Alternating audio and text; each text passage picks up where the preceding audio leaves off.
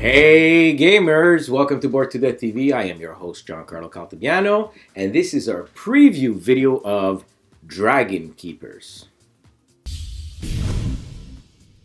In Dragon Keepers, you'll play as the Keepers, a group of heroes protecting the dragons.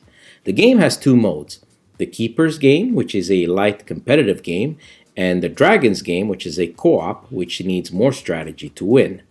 First, we will show you the fundamentals of the game, which is the same in both modes. Dragons have both a friendly and trained side.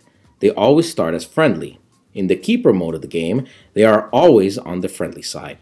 The heart icon represents the hit points this dragon has. Each player will have a deck of heroes to use in the game. These decks consist of a hero for each color and which dragon they protect.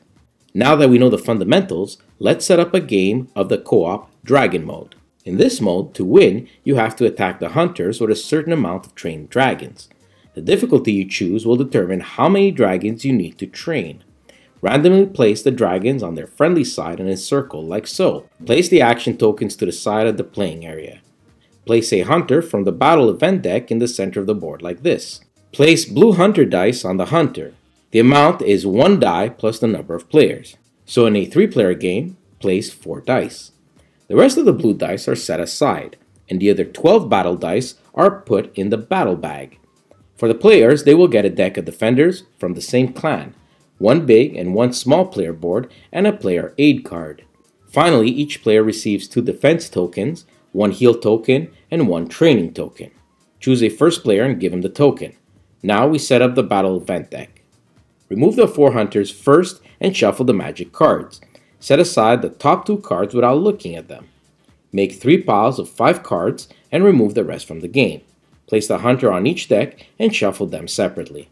Then stack them to make 1 battle event deck, which is placed to the left of the hunter on the board. The right side will be the discard pile. One of the 2 cards you set aside earlier will go face up on top of the decks and the other face up in the discard pile. You're now ready to protect the dragons. Each round has 3 phases. The hunters, the keepers, and then dragons. The first part of the hunter phase is to pass the first player marker to the left. Then move the top card of the deck to the discard pile and reveal a new card. If it's a hunter, add a die to the hunter pool and reveal a new card. If a hunter has 3 flames on him, remove a die from the hunter pool and remove the tokens. Finally, the first player will now take the dice and roll them to see what dragons they are targeting. Place those dice on the corresponding dragons. Now we go to the Keeper phase. In turn order, you can choose to do the following actions. You can pass, which I will discuss later. If not, you can choose a Keeper and place it face down in front of you. You can then place one of your action tokens on the card. If you have battle event cards, you can use one at the end of the turn. Once each player has played their Keeper, in turn order they reveal their card face down and place them in their large player board. The token will follow the card and that action will activate. During this action, you can also use battle event cards if you've played one. If you passed, you instead take back all the Keepers you played back to your hand. Think of this like resting to regroup. Let's take a look at these action tokens. There are 4 of them. The defend token simply means you will defend the dragon and the dice are removed from the dragon and placed back into the hunter pool. You also get to choose one of the face-up battle cards and place it face down on your small player board. Heal removes all the arrow tokens on a dragon and you also get a reward, same as when you play a defend token. The training action will take a friendly dragon and train it, like so. Then you draw a die from the bag and add it to the dragon's training slot. You can only train a dragon which has no arrows on it. After you train the dragon, as a reward, you get to choose any action token and add it to your pool. If the dragon is already trained, simply add dice to it and collect the reward token. The last action to talk about is the attack action.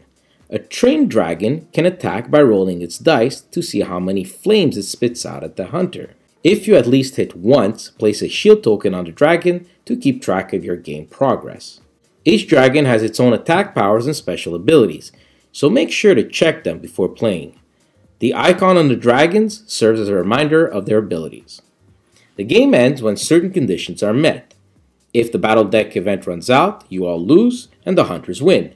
If you reach your determined goal, depending on the difficulty you chose, you fended off the hunters and saved the dragons from extinction.